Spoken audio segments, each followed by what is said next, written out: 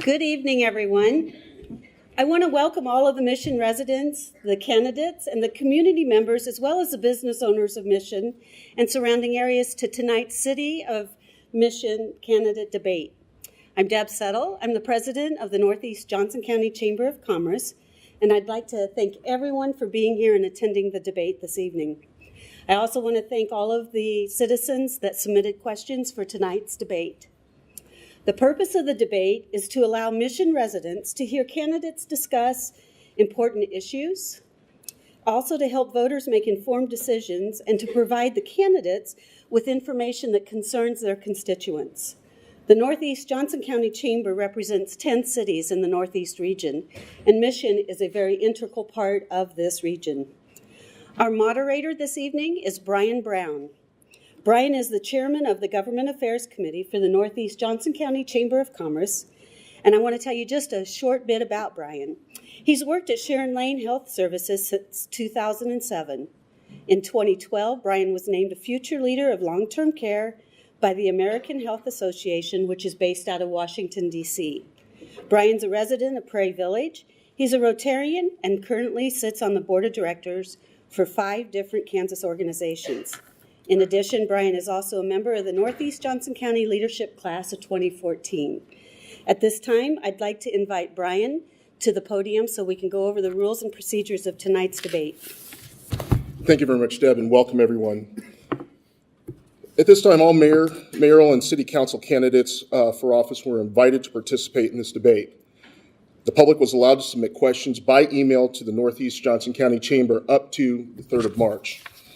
The final questions were shared with all the candidates in advance. The question and answer portion will occur in the following order. We will begin with Ward 1. We will then proceed to Ward 2, the mayoral candidates, Ward 3, then Ward 4. For the second round of the questions, we will then begin with Ward 2, progress to the mayoral candidates, then Ward 3, Ward 4, and we'll continue to repeat that cycle as we go on down the line. Candidates' responses will be limited to 2 minutes per question, and they will also have 2 minutes for both introduction and also concluding remarks. No questions, and at this time I repeat, no questions or comments will be taken from the floor at this time.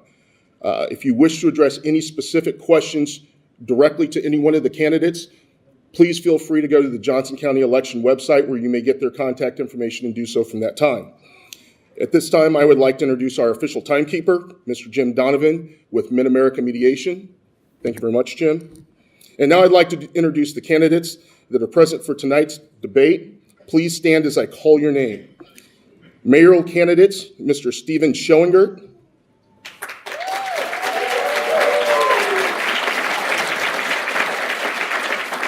Mr. Dave Shepard.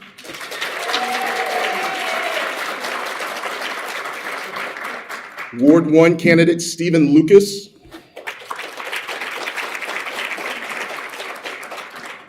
Ward 2 candidates R.C. Rothrock.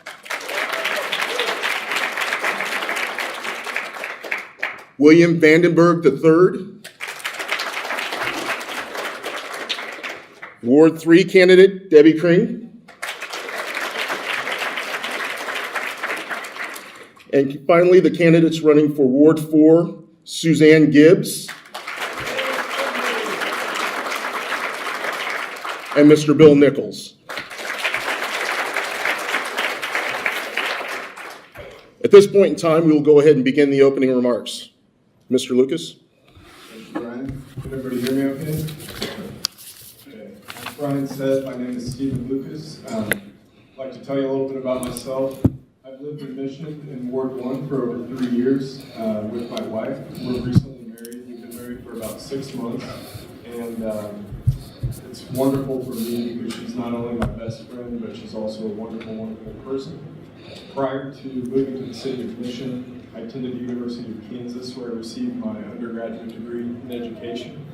Shortly thereafter, I attended the University of Missouri Kansas City School of Law, received my Juris Doctorate with an emphasis in urban land use and environmental law. Shortly thereafter, I went back to the University of Kansas where I met my lovely wife. And I don't think I have enough time to tell you that story, but it's a good story. My master's in urban planning degree had an emphasis on land use as well as development. I now practice, I'm an in-house counsel for my parents' commercial construction company, or a small company. I'm also a project manager. And my roots and mission run deep, not only with myself and my wife. My mother was raised in Ward 1, she's from Mission. My grandparents lived 3.5 blocks from my wife and I's home, and they lived there for over 50 years until their death. I'm very proud to be here, and I appreciate this opportunity. Thank you. Ms. Rothrock? Hi, my name is R.C. Rothrock, and I've lived in Mission for going on 5 years. I'm a proud wife and mother. Supporting my children's school events and sporting activities is very important to me. I work for Ericsson as a business analyst, going on my 8th year. I specialize in data analysis, root cause analysis, and process documentation. I'm a member of Ericsson's employee engagement group, along with being an Ericsson brand ambassador. I love every sport you can think of. I love playing and watching. I'm a sucker for competition, and I am proud to be here and for the opportunity. I thank you. Mr. Vandenberg? My name is Will Vandenberg. I have been a lifelong resident of Johnson County, especially Northeast Johnson County. I've lived in my home for over 20 years now. I work for all-weather window and door as an Anderson window and door specialist right down here on Johnson Drive. I've been there for 13 years. My experience with the city is I've been on planning or on the Parks and Rec board for 2 years. I was then elected onto the city council for 6 years, starting in '97. I took a little hiatus, and they asked me to come back, and I've been on for another 4 years. Thank you. Mr. Schoenberg? Good evening. I'm glad to be here, and thank you very much for coming. Let me start out saying I love Mission. It's a great place for all ages, and I've had the privilege of living here most of my life. I went to St. Pius Grade School, Bishop Yates High School. I've been married to my wife, Mary, who's sitting out there in stands, 43 years. We raised all our children here, 10 children. They all went to St. Pius and Bishop Yates. We have 28 grandkids, 2 on the way, and the oldest of these kids is 12, and Samuel's out there also. Most of our years have been taking kids here and there, coaching, going to swim meets, but we just really feel blessed to have raised our kids in Mission. I've owned my own business for 25 years. And in 2003, I decided to give back to the community, and I served on the city council for 7 years. There's one interesting part with me in the city. We both have the same birthday, June 2nd, 1951. 2 years ago, we walked the streets helping other people to get on the council. We talked to a lot of friends and neighbors, and they were concerned with the ever-increasing debt. And so that's why I'm running for mayor, and I would appreciate your vote April 1st. Thank you. Mr. Shepard? Thank you very much, Brian. Good evening, everyone. I first want to thank Deb Settles and the Northeast Chamber for arranging tonight's candidate forum. And I want to thank all of you for taking time out of your evening to come and listen to the candidates this evening, talk about their vision for our community and get to know them better. Again, my name is Dave Shepard. I'm currently on the City Council representing Ward 4. I've been on the council for 8 years. And about a year ago, I was really honored when the current City Council elected me unanimously to be the president of the City Council. And so with that comes some roles and some responsibilities. One of the really fun parts about this campaign is that I've had a chance to get out and knock on an inordinate number of doors in every neighborhood and in all 4 wards. And I get so excited because I have met so many young people who are intentionally moving to our community because they are so excited about the direction that we are moving. And they will tell me, Dave, we love the transit center, we love the walkability, we love the investments that are being made in roads, we love the energy. Similarly, going door to door, I've met a lot of folks who have put down roots in this community. Folks that have raised children, unlike Steve. Families who have been here for many, many years, and they thank me and they say, Dave, we really appreciate that you're part of the solution to helping us rebuild our community and reinvest in ourselves. Because here's the deal, I'm a kid from Kansas City, Kansas, and I've met a lot of former dots out there, and we all know what happens to neighborhoods when roads are ignored, and we don't invest in our neighborhoods, and we don't rebuild our streets. And as your next mayor, I'm not going to allow that to happen. We're going to keep our momentum moving forward. We're going to keep investing in our community because at the end of the day, we are worth the investment. So thank you again for being here. I'm grateful, and I look forward to sharing more of my ideas with you soon. Ms. Crane. Thank you very much. I appreciate all of you coming tonight. I've met many people in North Korea and throughout Mission. I want to let you know I've been on the council. This is my 15th year. I've enjoyed every minute of every day that we've had council meetings and working within the city. I think I missed 2 council meetings that I can think of in the last 15 years, and one of them was a month away from the city activity where I spent at Katrina working with communities. As a part of the Environmental Protection Agency, that's one of the things I've done is work with the public affairs specialist trying to help communities understand the importance of keeping their environments clean. As I said, I've been on 15 years. I've been in the city of Mission in the same house for 29 plus years. My husband and I have 5 children who have all gone through the Shawnee Mission School District and then gone on to colleges in the area, KU, Pittsburgh State, and the last one had a soccer scholarship to Avila University. I attend St. Pius Catholic Church. I'm really looking forward to more energy in this community. We've had so much going on, and we're so fortunate to be where we are. I kind of worked my way up the difficult way. I didn't go to college right out of high school. I went to work at 17, worked my way up in the organization, went to college full-time, rearing 5 kids in 5 different schools. I appreciate tenacity in you and in this city, and I look forward to serving 4 more years with you. Thank you. Ms. Gibbs. Hi. Thank you all so much for coming. My name is Susie Gibbs. I am the City Council Representative for Ward 4 in the City of Mission. First of all, let me say, I'm a mother, I'm a wife, I'm a grandmother, and a great-grandmother to be. That's my first life. My second is my passion for Mission, and I think most of you know that.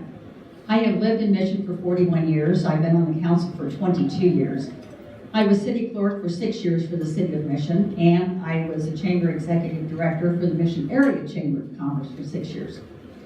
My current occupation is still with the City of Mission. I'm retired, but it seems like I get asked to do the jobs that everybody else either doesn't want to do or doesn't want to take on. My current position with the city is I'm chairman of the Mission Convention and Visitors Bureau with a host of 20 wonderful volunteers. We bring you the events in Mission. The Mission Family Fest, Arts and Eats, barbecue, Mission Holiday Lights. We do all the family adoptions at Christmas. We play Santa Claus in December, and we deliver Thanksgiving baskets for 50 people in November. We also have a committee, and I chair this committee for the Mission Magazine. I hope you all enjoy the Mission Magazine. Have it sitting at home on your counters and you take out the coupons and use them, but I also hope that you learn a lot about Mission in reading that Mission Magazine. I do have another life sometimes. I did share the 50th anniversary for the City of Mission, and I've done various other things for the City of Mission, but I do like to do other things, as in being the Millhaven Garden Club, and I was Homes Association president up there. I also play bridge, and I also cheer for Oklahoma and Kentucky, who, by the way, Oklahoma is playing right now. And at this present time, I'm raising a 14-year-old granddaughter, so all help is welcome. Thank you all for being here.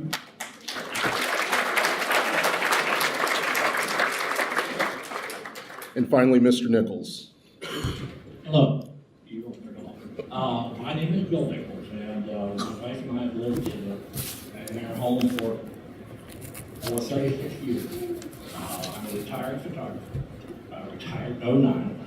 I'm saying that because I've got a total of 1 year in retirement. The rest of it devoted to Mission, and I suspect most of us wouldn't be here if the drive-by tax hadn't hit about 4 years ago. The only other thing that we have a daughter, Joanna. Some of you know her. She's now living in Woodson County, married, 2 children, on a cattle farm. My little city girl went and married a cattle farmer. That's going to work out. My campaign manager only gave me one instruction. Don't be grumpy.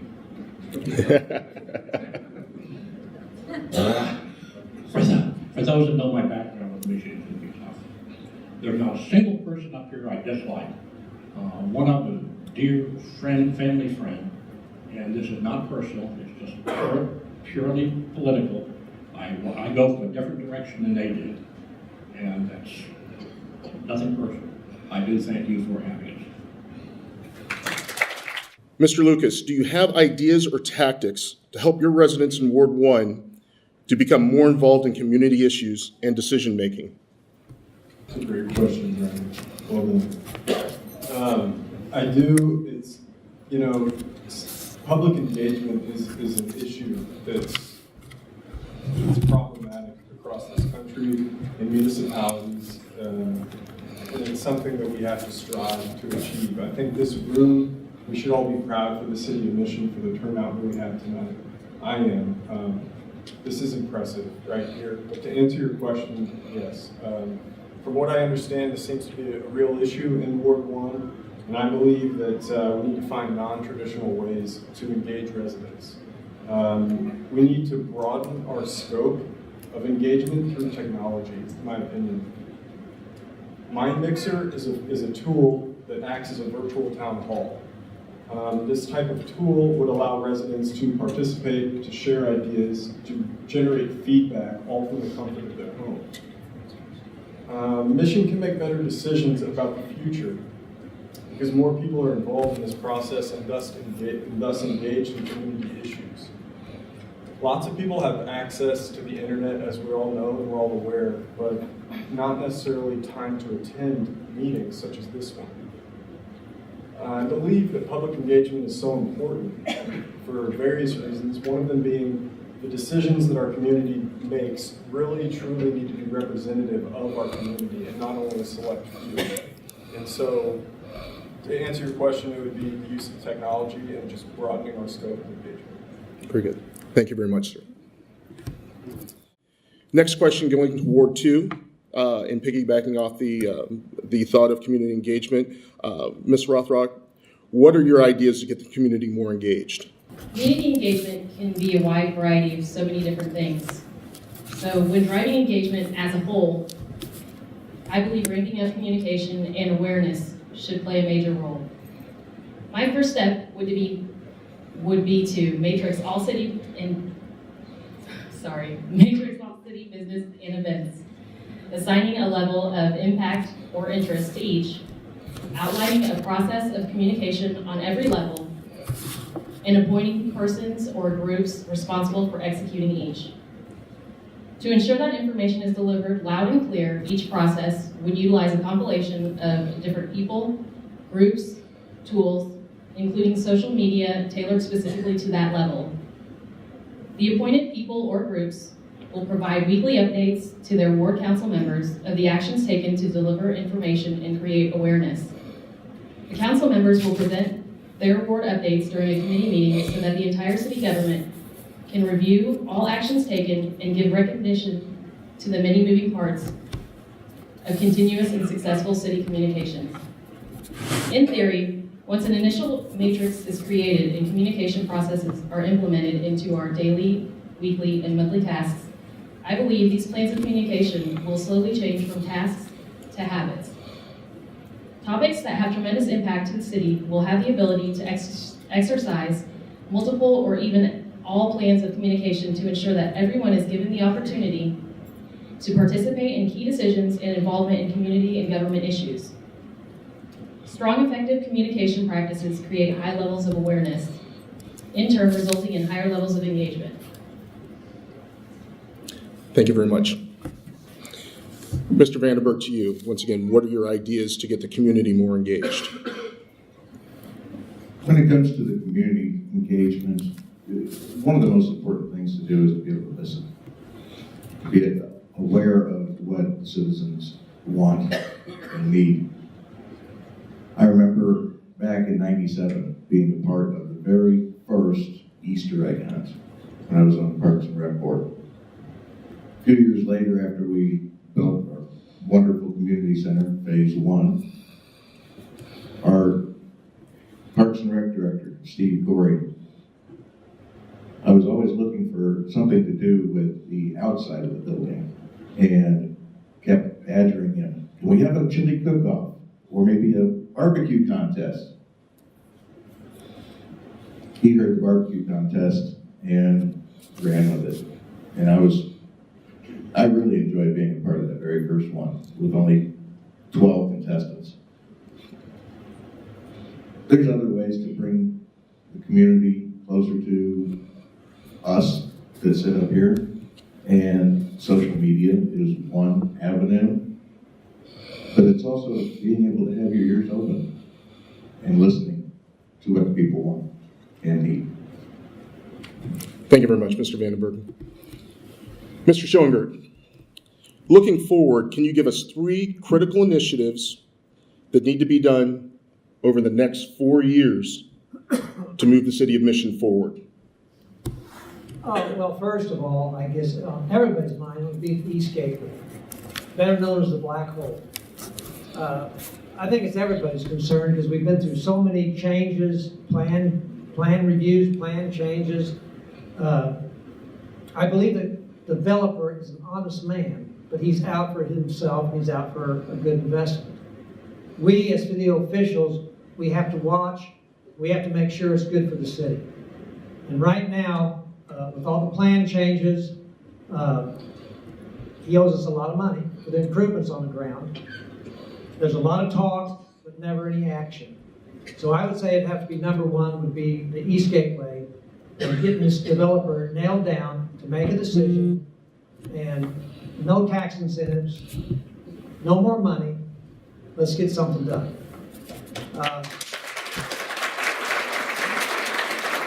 Ladies and gentlemen, please hold your applause for the Second would be building designs, and that would be west of Lamar.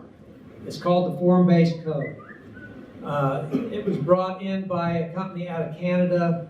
I believe we paid $100,000 for the rights to it. It's never been implemented in any other city that I don't think it has been. An example, Johnny's Barbecue. He was going to take that old dilapidated shed down in the back and put up a nice metal one. And it was going to cost him $25,000 more under this form-based code. It's just horrible for business. We've got places on the Johnson Drive, if we can see them right now. It's kind of bad there now, but we've got empty storefronts. We need to concentrate on our existing businesses, trying to get new ones in. And like Albert Einstein said, quit doing the same thing over and over again, expecting a different outcome. Thank you very much, Mr. Schoenberg. Mr. Shepard, to you. What 3 critical initiatives that need to be done over the next 4 years that you can cite to move the city of Mission forward? Well, it's always difficult to follow Einstein, but I'll give it my best shot. Well, the first one, first and foremost, that we have to get done, it's not going to take us 4 years, it's going to take us less than 8 months, is we've got to finish Johnson Drive. Johnson Drive between Knoll and Lamar is going to be 2 lanes in each direction, angled on-street parking, wider sidewalks, intersections that get pulled in. And the planning and the leadership that has made Johnson Drive a reality has been in the works for many, many months. And so in the first 8 months, we've got to get Johnson Drive, and we're off to a terrific start. The second thing is we do have to get the Gateway project going. We do have to realize that Mr. Valenti owns that ground, and that as a city we do have limits because he's a private property owner. I feel that the development agreement that we have in place, as well as the super lien that we have on the property, protects all the investments that we have. But we have to continue our dialogue with Mr. Valenti, and we have to do all that we can to realize a development down there that we all can be proud of. We all want mixed use, we all want high densities, and that's what we need to make a reality down there. And so we need to hold into the letter of the development agreement, which includes the timeline for progress, and ensure that that project gets done. But I do think the best path to getting it done is to maintaining a working relationship with them. I think the third thing that we've got to get accomplished in this community is we do have to update our community vision. It is our guidepost, it is our roadmap for how we spend our time and our money. It has served us so well over the last 10 years because every time we send out any survey, they say fix our roads, encourage our redevelopment, and give our seniors a place to live. And that has been the guiding light for this city council over the last 8 years. And it's time that we update that community vision so we get all stakeholders involved to make sure we continue taking this community in the right direction. Thank you very much, sir. Ms. Strain, regarding the budget, would you advocate for increases, decreases, or more of the same regarding the city's operating budget? For that question, as the finance chair, I get to be involved in several things regarding the budget.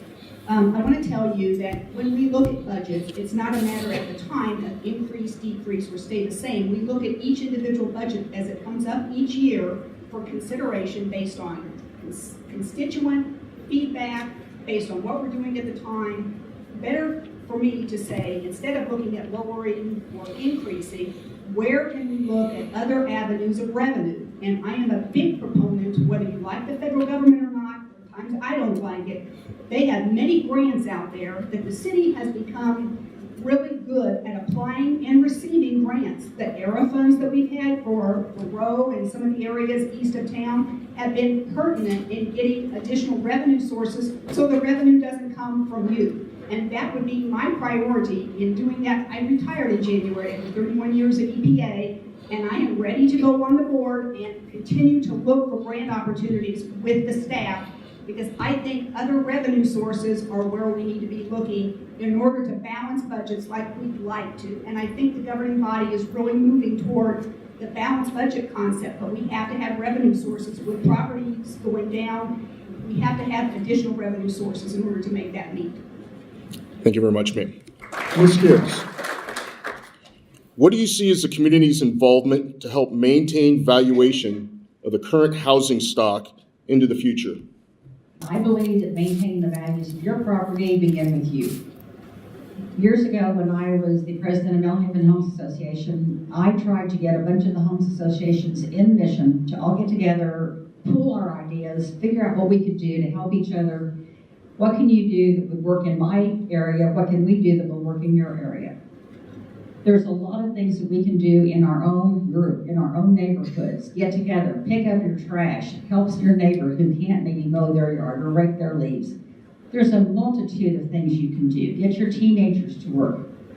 One of the things that Mellhaven is doing, one of the creeks in Mellhaven is a mess. It has logs and leaves and trash, and it's either been thrown there or it's grown there. So the president of Mellhaven Homes Association is going to get volunteers. They're all going to go in the creek. They're going to clean it out. If the people who abut the creek living there cannot afford to have it done or are too old, then the Mellhaven people who they have as volunteers will be happy to do it for them. It may take a day, it may take 2 days, but this is one way that we can clean up some of the things that are in our area. That makes, you may think it's little, but it makes a lot of difference. I've talked to people who drive down our streets, and they will tell me, looking at our area tells you what kind of people live in our area. And I think we all need to maintain our own homes in our own areas. Another thing I think we need to maintain is the trash service that we have. We have a phenomenal trash service. On that 1 week a month, you can put out all your heavy trash pickup, all those little treasures that you thought were so wonderful at the garage sale that you really decided you didn't want and are sitting out the side of your house, can go out to the curb, and if you're lucky enough, the night before, somebody else will pick them up and put them in their truck, and they'll take them to their city, which is a great thing. Let them have them. At least it clears up the Mission, and I think it's phenomenal that we have that trash service. So just look around your neighborhood, see what you can do. I'm sure you can help us. Thank you. Thank you very much. Mr. Nichols, once again to you, what do you see as the community's involvement to help maintain valuation of the current housing stock into the future? The easy answer is keeping our homes up, keep our businesses up, and regain our good name. That's the easy answer. Trying to tie all that together is much harder. This has been an interesting question for me. It seems to be a question of perception. I want to say by outsiders, but not necessarily. It's we all have to have a positive attitude about our city. We're all aware of the negative publicity, which could affect property values. I know for sure it weighs in pretty heavily on decisions made by people thinking about shopping here. How do we turn this around? I do believe in Johnson Drive construction is completed. things will get better for the merchants, which translates into sales tax, which is how we're going to pay for a big part of the debt, which is now about $56 million for Michigan. I pledge to reduce or eliminate the driveway tax. I've been asked how I intended to replace that money. Simply stop spending on nonsense. I'm being grumpy, I know.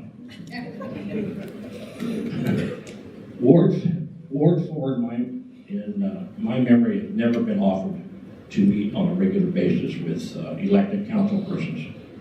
That I pledge to change. Every 3 months, I will offer myself to your questions and concerns right here at Powell Center. Once again, there's not a person up here or back there that I dislike. Not one. Matter of fact, last night, the mayor gave me a hug. And that's always nice. We happened to be at a joint meeting at City Hall. Thank you very much. Thank you very much, Mr. Nichols. Mr. Vandenberg, to you.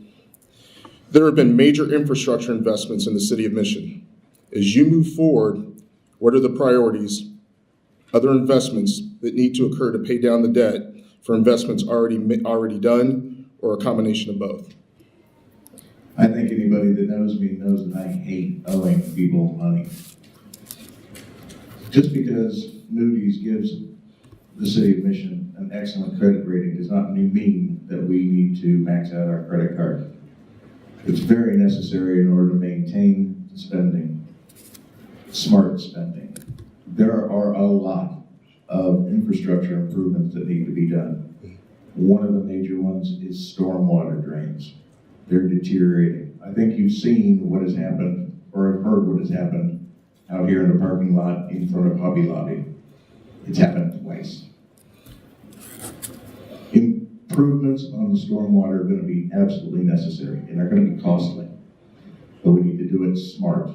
We need to do it incrementally, the way that it needs to be done, so as not to tie up a lot more debt.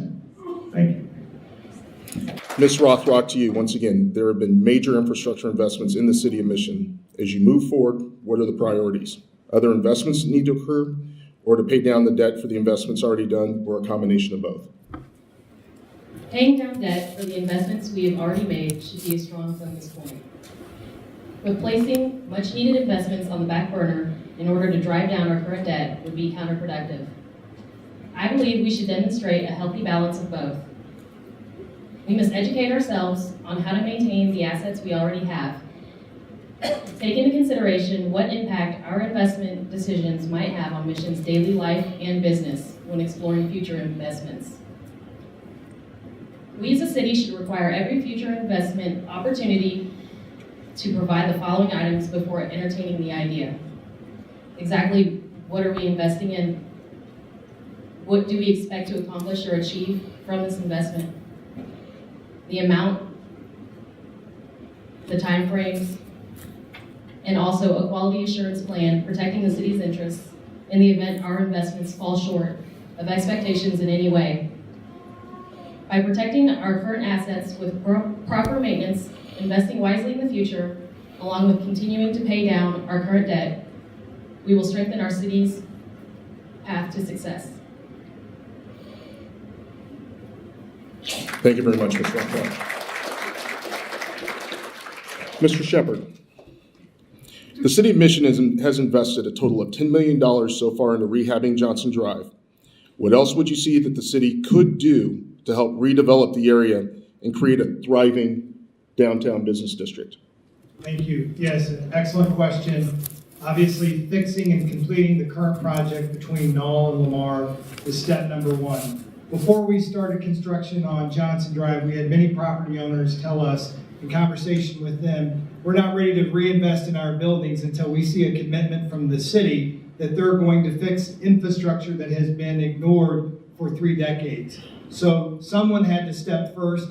The city took a position of leadership in fixing Johnson Drive. I think that gets the property owners to reinvest in themselves. We did our due diligence with the Gateway, and RERC did a study, and one of their unsolicited opinions was when IKEA is done on one end, You have the Gateway done on the other end. With an improved Johnson Drive, that becomes an unbelievable economic corridor for small businesses. I wish it happened overnight. Unfortunately, government moves sometimes incrementally with these large capital improvements, but I truly believe encouraging additional redevelopment in the city of Mission is another way that we can help our small businesses on Johnson Drive. The other thing we can do is we can continue to feature them in our Mission magazine, where we have features and articles. That magazine is distributed to thousands of people that brings hundreds to Northeast Johnson County. The other thing that we can continue to do is work in conjunction with the Northeast Chamber, our host this evening, that are great advocates, not only for Mission in general, but our downtown corridor specifically. And finally, the other thing that we can do is we can have the courage to continue funding our small business grant program. What you may not know is that over the last 9 years, we have put over $320,000 back into small businesses for exterior repairs and upgrades when a small business puts that money in. And so continuing to make those investments in our community are critically important. And there's probably many more things that we can do to continue to improve our small businesses on Johnson Drive. Very good. Thank you very much, sir. Mr. Schoeninger, once again, the City of Mission has invested a total of $10 million so far in rehabbing Johnson Drive. What else would you see the city could do to help redevelop the area and create a thriving downtown business district? Well, I think if the city really wanted to help, they would just move out of the way and let the private sector take over. They do a much better job at this than the city does. They have the professionals, they have the real estate people, they have commercial real estate and marketers, we have business people. We can all get together, make a committee, and plan, not raise taxes, not a committee that is paying these people, but one that really loves Mission. People that really love Mission can get together and do this. But the private sector is the answer. The downtown district, Johnson Drive's a mess and has been for a long time. We need to get our small businesses, take care of them. They've been through the mill for the last 10 years with road work. Then I would approve the grant program, just like Dave said, what we had years ago. It's a great hometown feeling, but it does need a facelift. We need new awnings, new signage, paint jobs, but the city basically needs to get out of the way. And I don't mind spending money. I just want to spend our money wisely, our taxpayer money wisely. Thank you. Thank you very much, Mr. Schoeninger. Ms. Green. Should there be a parking limit on Johnson Drive after the rehabilitation is completed to encourage turnover and open spaces for customers? You know, the first group that I would defer to is the small business owners on Johnson Drive who have to deal with that on a daily basis. And, you know, we've had several committees made up of volunteers and constituents in the community. We've also had businesses come in and raise concerns and show some better ways of doing business and best practices types of activities. That's the first thing I would do. As we go through this process, we've had a multitude of meetings with individuals and groups about best practices and how to do business. It's going to be a new Johnson Drive. We're going to want to hear from the businesses. The businesses have every right to enter in and weigh in on how Johnson Drive is run, and it's their livelihood that we're supportive of. Thank you very much, ma'am. Mr. Nichols, in your ward, what do you see as the challenges facing you in the future? Ward 4 doesn't seem to have many challenges. Maybe there is one, and that's finding people willing to serve on commissions and committees.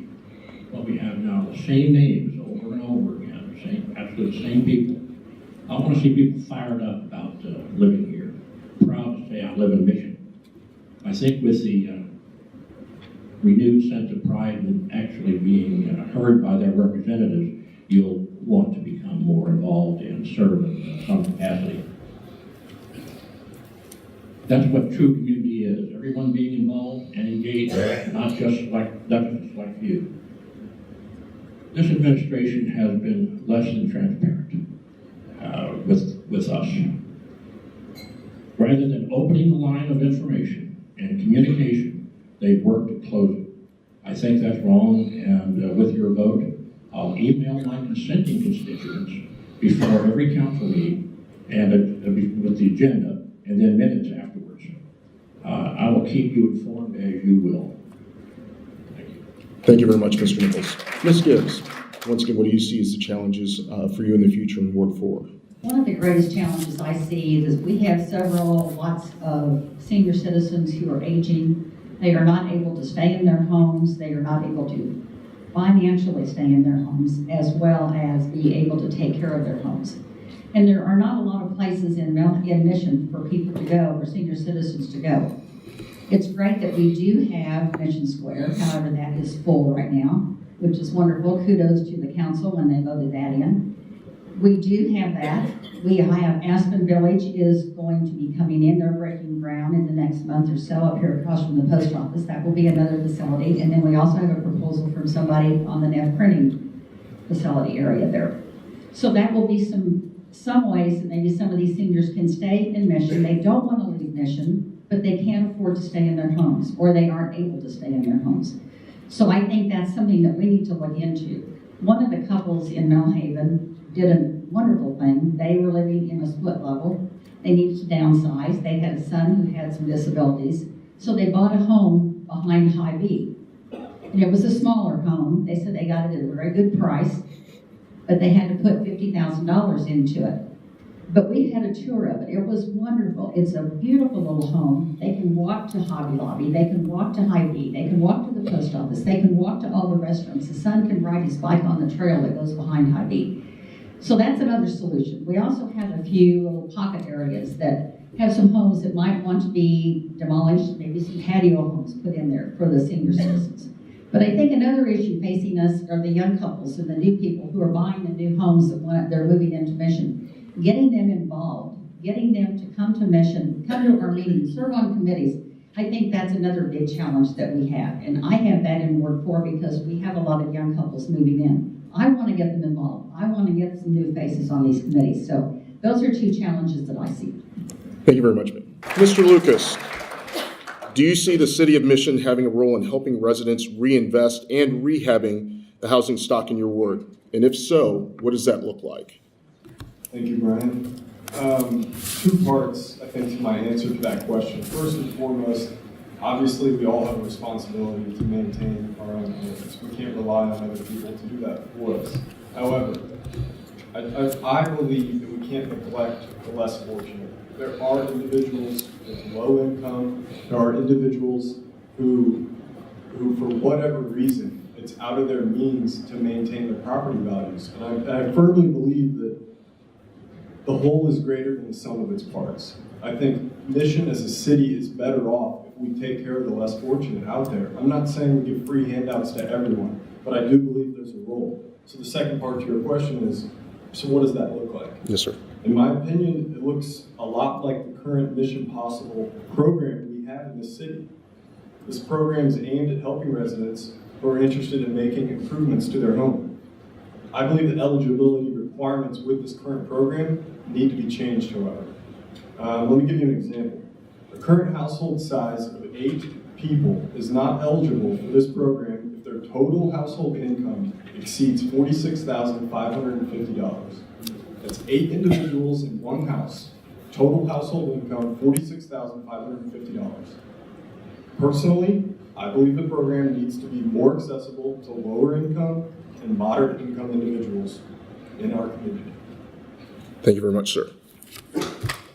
Mr. Schoeninger, in addressing the budget, what is your primary strategy? Is it A, managing the debt, B, growing revenues, or C, a combination of both tactics? Well, first of all, I think it's mostly budgeting. If the city spent money like it was coming out of their own pockets, I don't think it'd be $56 million in debt. We have to manage the debt. We have to start spending smartly. And like I said before, I don't mind spending money, but we have to spend the money wisely. It's hard earned from our residents. The city doesn't have a spending problem. It does have a spending problem. It doesn't have a revenue problem. If we let the private sector take over, pretty soon, business would have to, oh, excuse me, I'm sorry. The revenues would grow. And it would be that simple. If you let the private sector take over, revenues will grow, city get out of the way. Things like the driveway tax, that's killing businesses. That's the worst thing on businesses. I wish they'd reconsider that. If I was elected mayor, that'll be one of the first things on the agenda. Another thing is giving tickets for revenue and not safety. It's just wrong.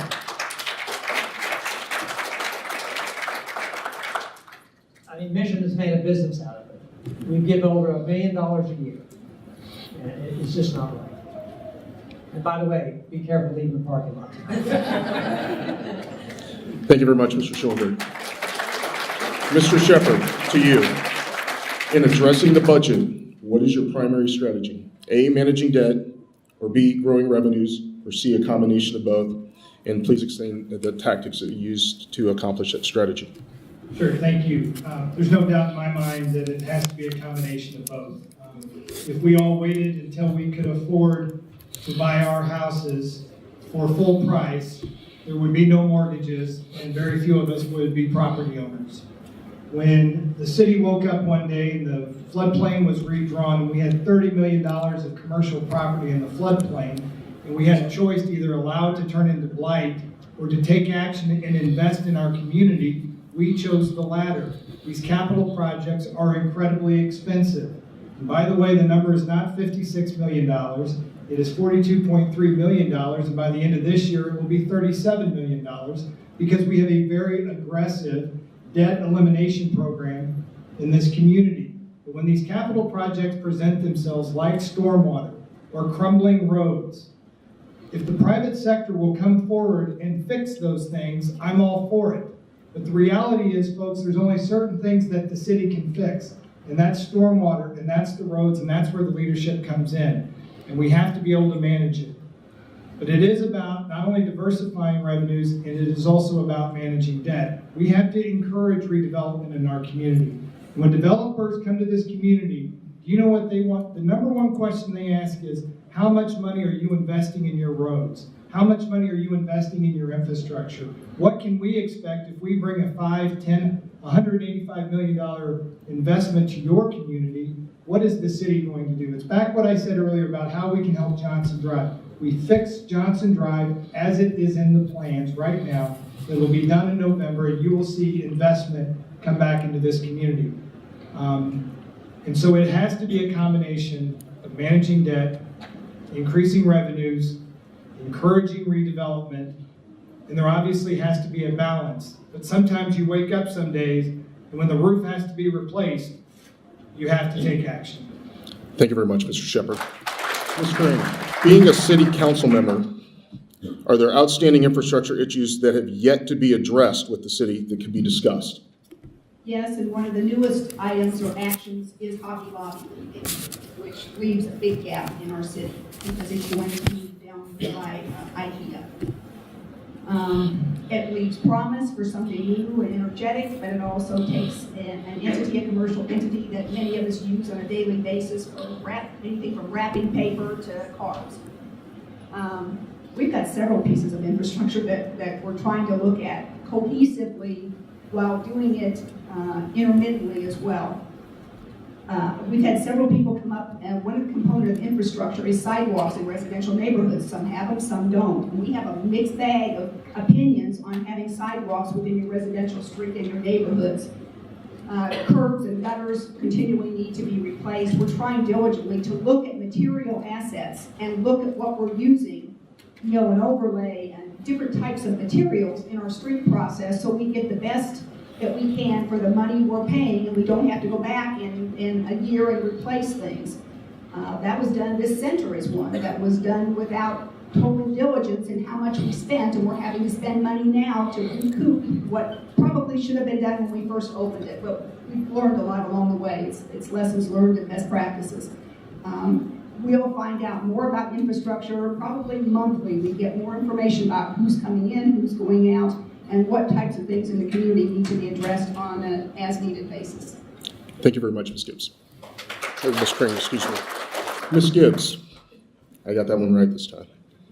Ms. Gibbs, how do you represent the unique interests of Ward 4 and work with other members of the governing body to advance the city of Mission? I really don't think that Ward 4 has any more uniqueness than Ward 1, 2, or 3. I think we all have a uniqueness.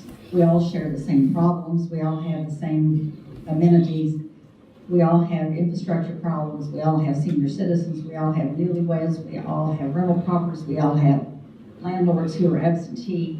So we all share the same, everything the same, whether you call it a uniqueness or a problem. The way I try to look at the uniqueness of Mission is that I think we all want to work together for the uniqueness of Mission, because I think Mission is unique. We use the Mission magazine to do that, and I hope you all enjoy that.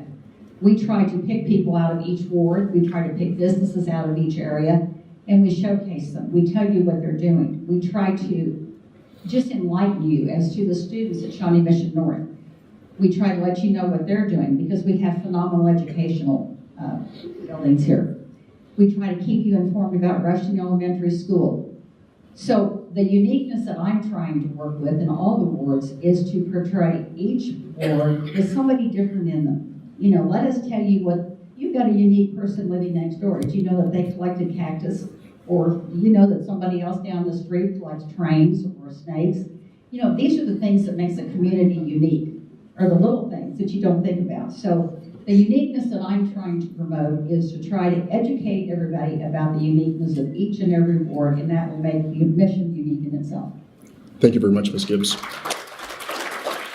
Mr. Nichols, once again, how do you represent the unique interests of Ward 4 and work with other members of the governing body to advance the city of Mission? What she said. I agree with a lot. I really do.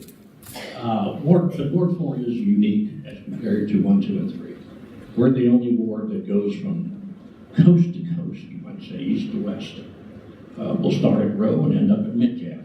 We have thousands of cars, vehicles passing through our ward every day. But we are a bit unique. Yes, we share the same problems that 1, 2, and 3 do. We also share the same benefits. I agree with you.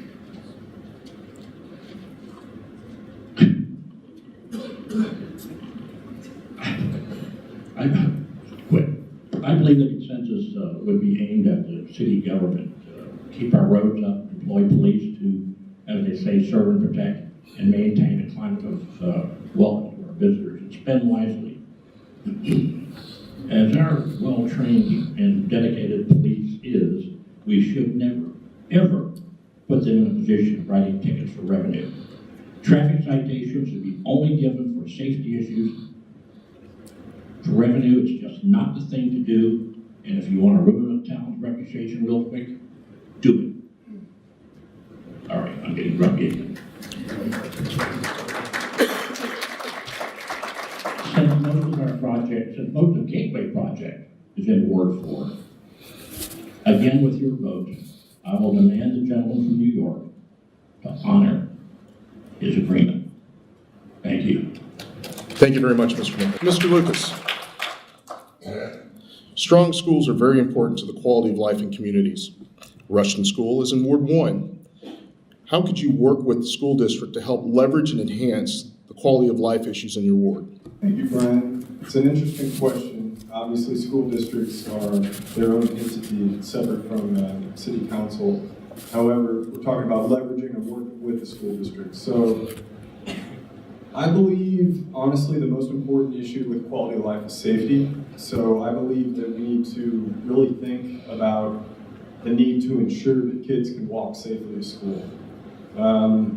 My house backs up to Waterworks Park, and fortunately for the residents in the area where I live, we have this wonderful park. We have a connected path system that the kids utilize and the residents utilize. However, I'm not naive. I understand that Ward 1 is bigger than Waterworks Park. And I think one solution, potentially, I could act as a liaison with the school district to address problem areas regarding crosswalks, lack of sidewalks, bike paths, and certain areas that just are not safe, for lack of a better term. Additional ideas to improve the quality of life in my opinion, in this area around Rushton would involve working hand in hand with the Sustainability Commission and the school to actually build rain gardens with the students and to teach the students about sustainable stormwater management practices. I know these ideas require money, but there are resources available for cities such as Mission. The Mid-America Regional Council has a program called Planning for Sustainable Places, and we can and we should acquire these grants through these programs for these very projects. That's what I believe. Thank you very much, Mr. Lucas. And Ms. Rothrock, what does the Gateway development mean for the city of Mission? The Gateway Development Project contains many moving parts, so it's hard for me to gauge exactly what it means for Mission today.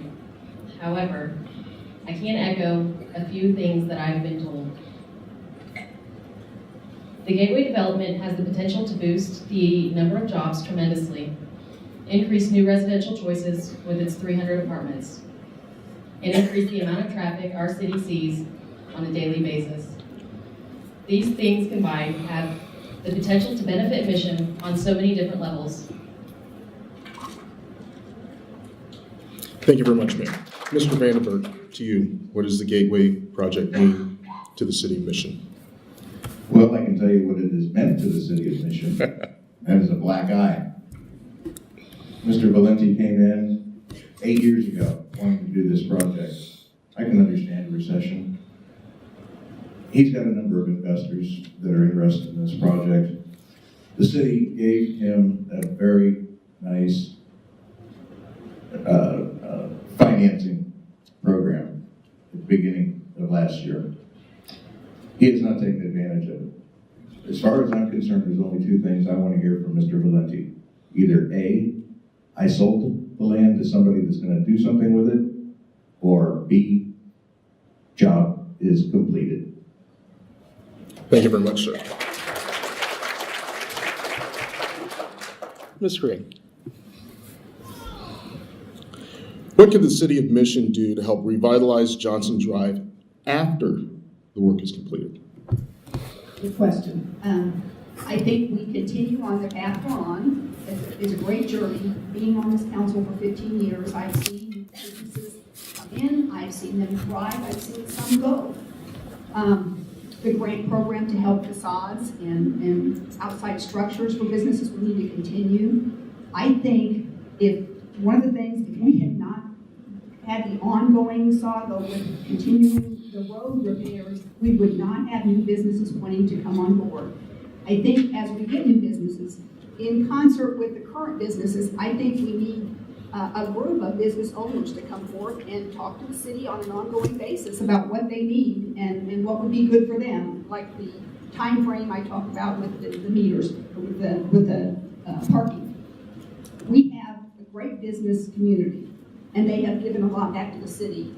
And I also encourage people to shop at our stores. We have some great stores and great outlets, and they're very unique. The ski store, I mean, you don't have anything like that in Overland Park or Miriam. I think we're very fortunate to have the businesses we are, and I appreciate their patience with us as we do our road work. But it is going to get better. It has to get better. Our tires are not taking it much longer.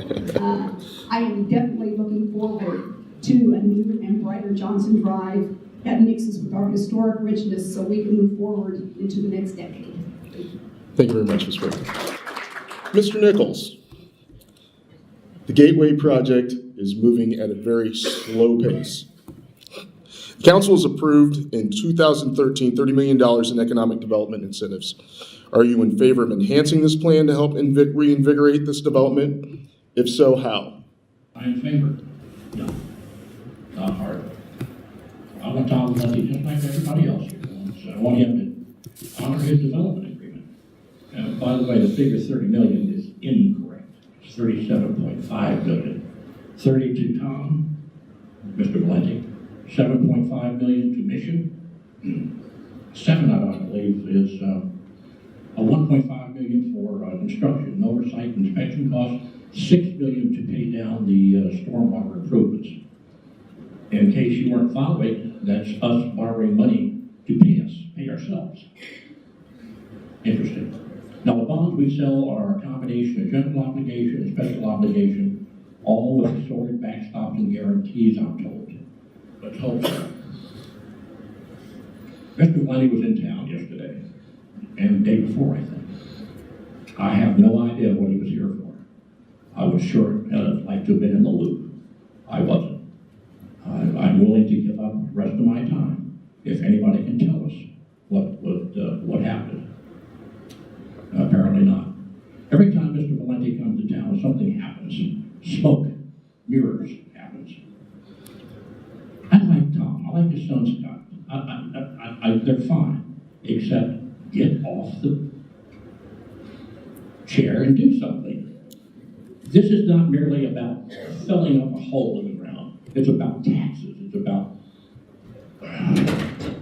stormwater utility fee, for example. It's about that. It's about the transportation utility fund. Can you imagine how much you would have to pay with all those buildings? I have a letter here from apartment owners that I may read, I may not read. It is amazing what they have to go through just because of that driveway tax. I know, Susie, I'm getting grumpy again. Finally, representing Ward 4 would be an honor for me. With your vote, I will never dishonor the trust. I promise to listen to you. Thank you very much, Mr. Nichols.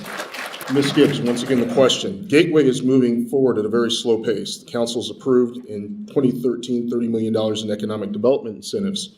Are you in favor of enhancing this plan to help reinvigorate the development, and if so, how? Am I ready for Gateway to get going? Yes. Would I like to see some machinery down there? Yes. Would I like to see a construction office down there? Yes. I have talked to Mr. Valenti. I talked to him just 2 weeks ago. He did not mention anything to me about incentives. He did not mention anything to me about more plans. So until I can sit down with him and the council and go through this one by one and find out what he wants, what he's asking from the city, I am not at liberty to answer that question. I will not say one way or the other at this time. Thank you very much, Ms. Gibbs. Mr. Lucas, what do you see as the two biggest challenges facing Ward 1 in your next 4 years? Well, it's an interesting question. It's a good question, Brian. Thank you. I believe we really have one major challenge facing Ward 1 over the next 4 years. I believe that Ward 1 is unique, with all due respect to some of my friends down here that think that all of the wards are equal. I would like to think they're all equal, but I believe there's a disconnect between Ward 1. I believe there's a declining sense of place with Ward 1, and there's a disconnect with the other wards. For example, Ward 1, it's no secret, we have the lowest household income of all the wards in the city of Mission. We have the lowest property values of all the other wards in Mission. And Ward 1 is arguably the least walkable ward in the city of Mission. These are issues that need to be addressed. We can't ignore them. And we must seize the opportunity with our city's upcoming visioning process. We must be proactive instead of reactive. We can't afford to be short-sighted. We can't have short-sighted leadership. We must invest in our community by thinking about the future. What happens when you use this, when you think about the future, when that happens, it creates innovation, it creates creative policy, and this kind of policy will take you from the present into the future in accordance with the community's vision, the vision statement. Without being proactive, I truly believe that the rest of the world will leave you behind. Thank you very much, Mr. Lucas. Mr. Vandenberg, what are your top priorities to address during the 2014-2018 term? There are a number of priorities that continue to go year after year after year. And we're talking about infrastructure. We're talking about the streets, the stormwater. We're talking about our debt. It's very important to me to make sure that we don't overspend and we spend money wisely. Our housing stock in our ward is getting older. It's important to be able to have the necessary programs in place to help those that are of lower income to maintain their homes. There's going to be priorities that come up that we don't even know about. I'm ready to look at and tackle. We didn't know we were going to be doing a new pool this past 4 years, but it came up and we did it. We got it done. So I'm ready to go forward and tackle these problems as they come up. Not be reactionary all the time, but being proactive as well. Thank you very much, Mr. Vandenberg. Ms. Rothrock, what are your top priorities to address during the 2014-2018 term? My top priorities to address during my term will be to drive communication and awareness, resulting in higher levels of community engagement. I'd like to promote ease of travel up, down, and across both sides of Johnson Drive to the full extent of my abilities. When I look out, I want to see business owners on their sidewalks, children crossing the street to go get ice cream. I want to see an active city going from one end to the other in a safe way. And those are my top priorities. Thank you very much, Ms. Rothrock. Gentlemen, Mr. Shepard, during the redevelopment of Johnson Drive, concerns have been raised about adequate parking. What is your plan to ensure that there will be enough parking for consumers of the businesses along Johnson Drive?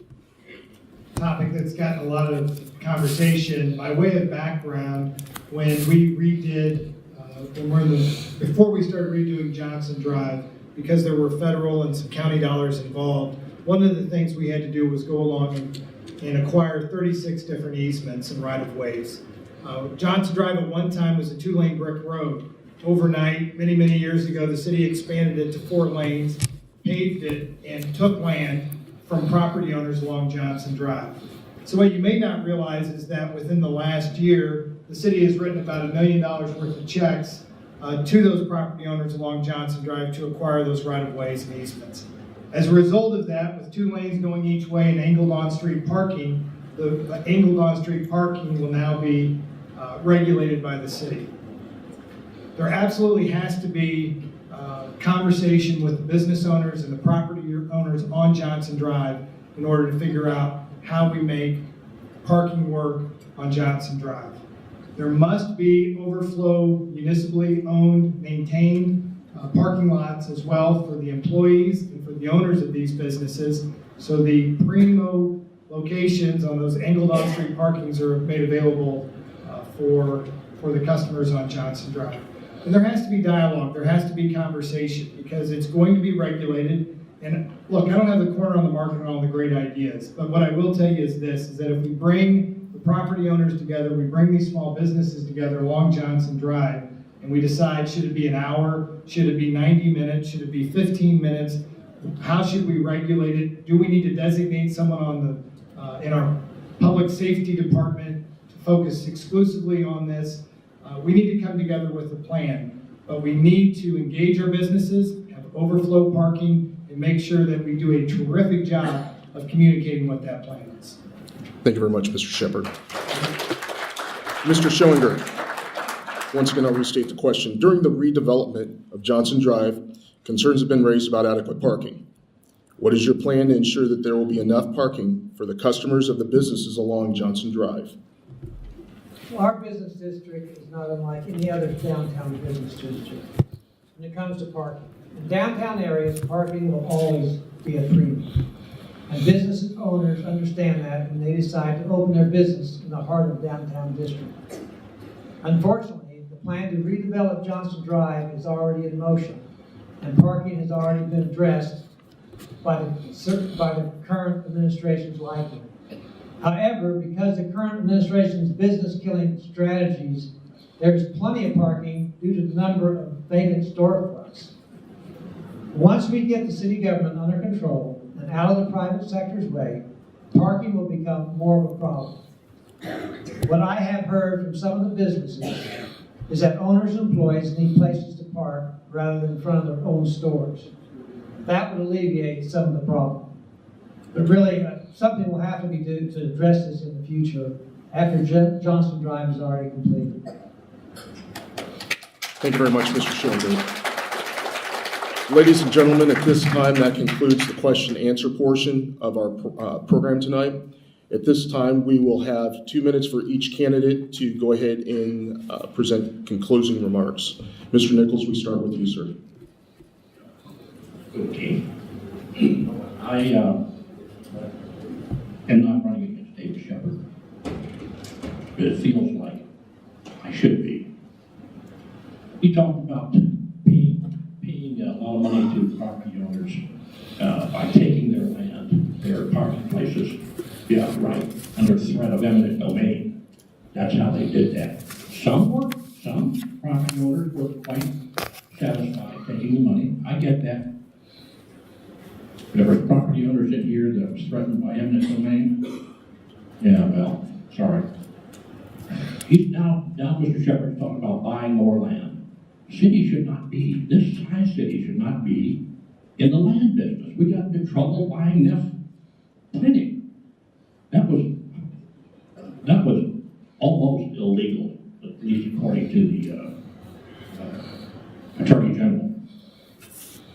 When you regulate in Michigan parking, that requires a parking person, a dedicated parking person. More hiring, more people, more cost. Not in favor of it. I was going to read this letter from Sam Albert of Heartland Apartments. I probably don't have time. But you homeowners, you're not the only ones having great difficulty with this driveway tax. Sam Albert, Heartland Apartment Association, apartment units in the greater metro area, he has about 90,000 of them that he represents. He said, Bill, occupancy throughout the market is at historic highs, approximately 95%. You are correct that the tough expense, as well as other impositions, are passed through renters to the extent that competitive conditions allow. As is the case in many businesses, there is always a balancing act between actual cost recovery and lost patronage. Mr. Nichols, at this time, you've used your allocated time. Thank you. Thank you, sir. Ms. Gibbs.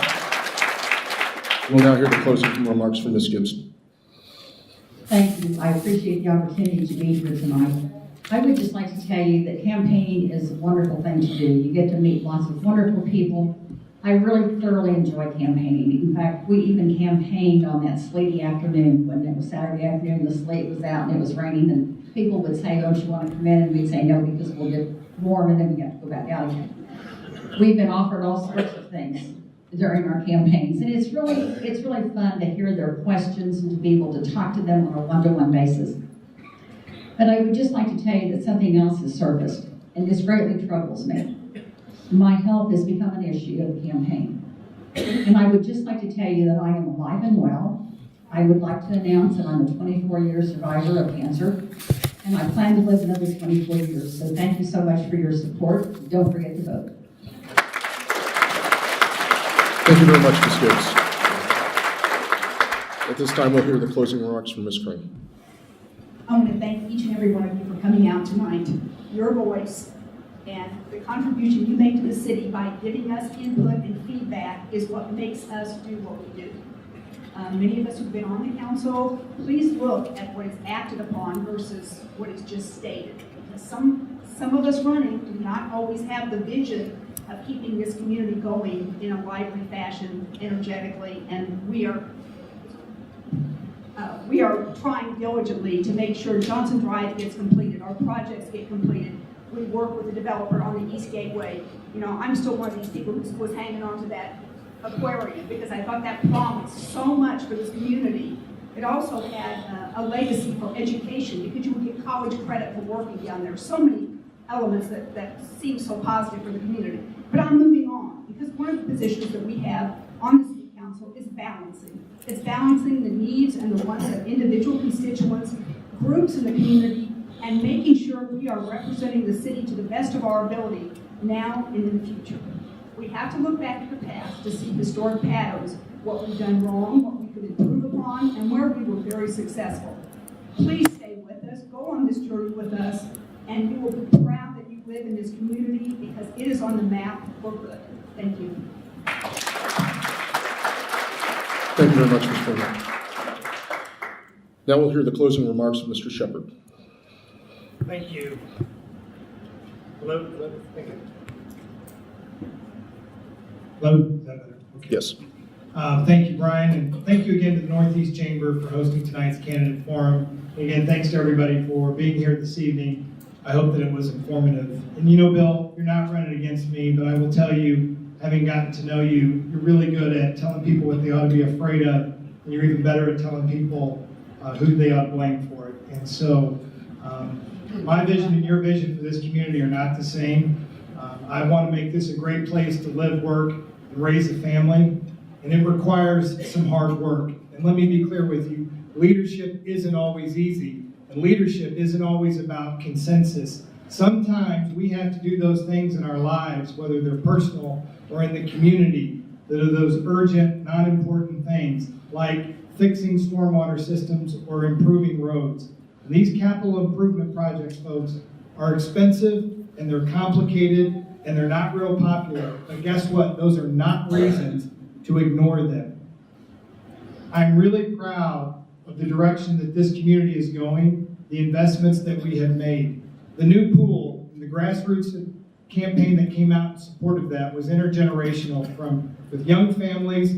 I see Bill McCrae back there. He came to city council and he said, I'm not going to put the first toe in that pool, but I'm going to get out there and work hard to support it because we've got to pay it forward. We've got to leave our community better for our future generation than we found it. Again, going door to door, having met so many of you in my campaigning, meeting the young people that are invigorated about being here, our senior residents that are thanking us for saying thank you for making those improvements. I'm excited about this direction. I hope that what I've done over these last several months, I've earned your respect, I've earned your support, and I'd like to be your next mayor of Mission, and thank you again for coming tonight. Thank you very much, Mr. Nichols. You will now hear the final remarks of Mr. Schoeninger, please. I believe in the principles that made this country great. That is why I believe limited government and allowing the private sector to flourish. In the last several weeks, I've had the opportunity to talk with friends and neighbors, and I continually hear people saying, our property values are going down as our property taxes and fees are going up. Our roads still aren't fixed, and we have $56 million in debt, a town of 10,000. I want to be clear. I believe we have a spending problem, much more than a revenue problem. Instead of narrowing roads, streets, we need to take care of our roads. Mission is truly a town for all ages. It holds a great attraction for new families who want an affordable place to live that has easy access to the highways, 10 minutes from the plaza, yet has that hometown feel that everyone loves. I believe the role of government is to work for the people, not to burden them. I'm asking you to take a bold step towards restoring common sense and leadership at City Hall. I'm asking for your vote on April 1st. Thank you, and God bless you. Thank you very much, Mr. Senator. We will now hear the final comments. Of Mr. Vandenberg. Thank you all for coming this evening. If you haven't noticed, I'm a man of little words. I'm not a politician. I'm your neighbor. A politician goes out, you see them knocking on your door 2 weeks out of a 4-year period. I love all the wonderful phone calls that you folks give to me, find out where I'm at on an issue. Forums like this, I'm not keen on. I feel like I'm talking at people. I'd much rather talk with people. I've never taken a campaign contribution in all the years that I've been doing this. Matter of fact, I had somebody send me a check and I sent it back to them. I don't want to be beholden to anybody. I'm here as your voice, and I appreciate you all. Thank you. Thank you very much, Mr. Vandenberg. We'll now hear the closing remarks of Ms. Rothrock. I too would like to thank everyone for coming out tonight. I hope I was able to shed a bit of light on who I am and what I can contribute, given the opportunity to serve as a member on your council. I know I'm not the greatest public speaker, but I'm a hard worker. I have an open door policy, so positive, negative, everything's welcome. I would just like to thank you guys for the opportunity. Thank you very much, Mr. Rothrock. At this time, we'll hear the closing remarks finally of Mr. Lucas. Thank you, Brian. I'd like to thank Brian, thank Deb, thank the Northeast Chamber for giving us this opportunity to hear the dialogue, hear the candidates. I'd just like to say that, you know, with democracy, it's not a bad thing. We have two sides that really disagree about the future of our city. What's important is that we're passionate and that we want a better community. And that's why I'm here. I look forward to serving the city of Mission and serving you all, whether it's on the planning commission in my current capacity or whether it's on city council. I'm grateful for this opportunity tonight. I'm grateful for the city of Mission, and I look forward to continued success and for Mission to be the best city that it possibly can be. Thank you. Ladies and gentlemen, at this time, that is the conclusion of our City of Mission candidate debate. We'd like to thank all the candidates that have participated. We encourage you to vote on April 1st. And once again, thank you for your time and your participation. Have a great evening. Thank you.